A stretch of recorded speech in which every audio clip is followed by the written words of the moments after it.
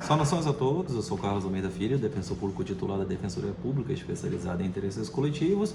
e esse é o esclarecimento sobre o caso referente à ADI 6592, onde a Defensoria Pública do Estado do Amazonas propôs a ação civil pública número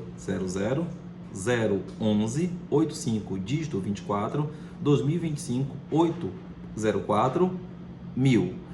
que está agora rodando na terceira vara de Fazenda Pública Estadual. Qual é a importância do esclarecimento? É porque este caso envolve o interesse de centenas ou milhares de professores cujos interessados acabaram procurando a Defensoria Pública meses atrás, esclarecendo uma problemática a respeito do cumprimento da ADI. Antes de qualquer coisa, do que se trata a causa?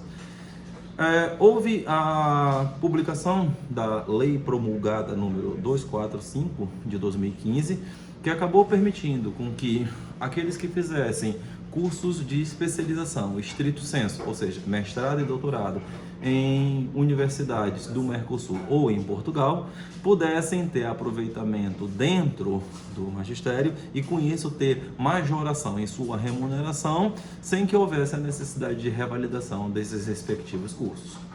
Essa legislação acabou sofrendo uma representação para o Ministério Público Federal em 2019, que, por através da Procuradoria-Geral da República, se propôs uma ação direta de inconstitucionalidade no Supremo Tribunal Federal em novembro de 2020.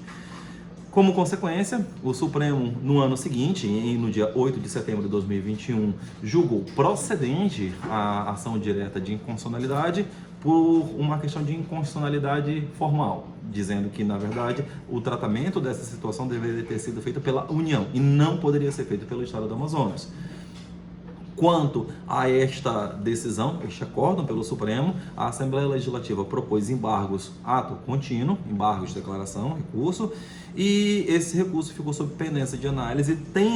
sendo feita a decisão final no dia 6 de março de 2023.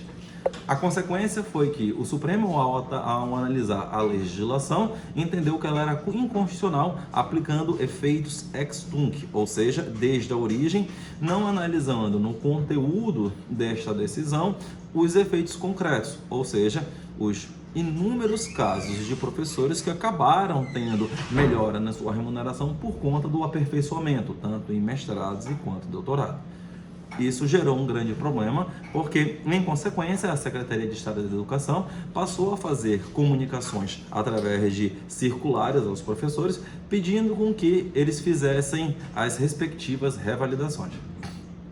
Isso representava um grande problema, porque para fazer a revalidação eles teriam que submeter os cursos que fizeram às adequações nacionais, observando, obviamente, a legislação nacional.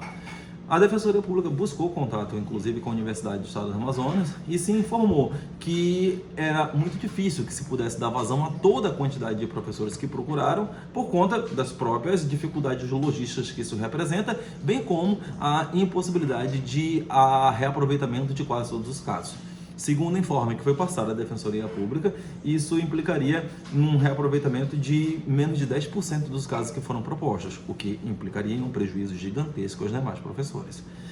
Bom, diante de tal situação, a Defensoria entende que a atuação da Secretaria de Estado da Educação acaba violando alguns princípios, como o devido processo legal e o princípio da segurança jurídica. Apesar de existir uma ação direta de inconstitucionalidade e dessa ação direta de inconstitucionalidade não cabe nenhuma espécie de recurso,